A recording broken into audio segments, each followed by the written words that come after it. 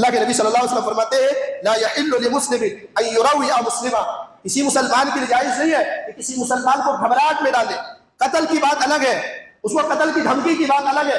کسی کو کوئی آدمی ڈرا دیتا ہے، کوئی آدمی دھمکا دیتا ہے، اس کو اس کی دھمکی دیتا ہے، اللہ کے نبی صلی اللہ علیہ وسلم فرماتے ہیں یہ اس کے لیے جائز نہیں ہے، یہ اس کے لیے درست نہیں ہے، اس کے لیے مناسب نہیں ہے. اگر دو مسلمان آپس میں لڑتے ہیں اور وہ آپس میں لڑتے ہیں اور ایک دوسرے کو قتل کر دیتے ہیں، ایک قاتل مقتول کو قتل کر دیتا ہے، میرے بھائی اللہ کے نبی صلی اللہ علیہ وسلم نے فرمایا کہ دونوں جہنم میں جانے والے. اگر دو لوگ لڑتے ہیں تو دونوں جہنم میں جانے والے ہیں. اللہ کے نبی صلی اللہ علیہ وسلم نے پوچھا کہ اللہ کے رسول قاتل کی بات تو سمجھ میں آتی ہے کہ وہ اس نے قتل کیا ہے، مقتول نے کیا کیا ہے؟ مقتول کیوں جہنم میں جائے؟ وہ تو مارا گیا.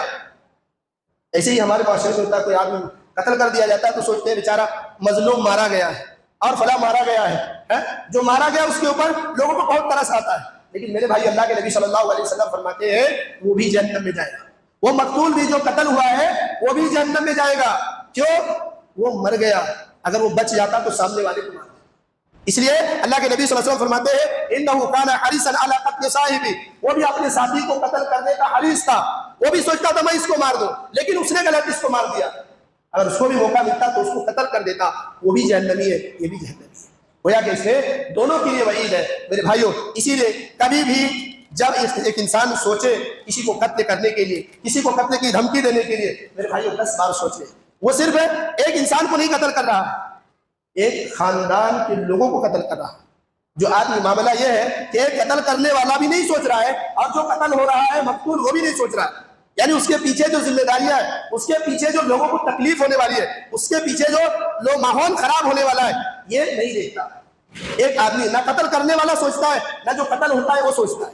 میرے بھائیوں جو قتل کرنے والا ہے وہ بھی پریشانی میں، اور جو قتل ہوتا ہے مقتول وہ بھی پریشانی میں، اس کے خاندان والے بھی پریشان ہیں. اس کے وجہ سے نہ جانے سینکڑوں لوگوں کی زندگی اجیرن ہو جاتی ہے. اس کے ذریعے سے کتنا پرابلم ہوتا ہے یہ نہیں معلوم. اس کے ذریعے سے اسلام کو نشانہ بنایا جاتا ہے، اس کے ذریعے سے مسلمان بدنام ہوتے ہیں.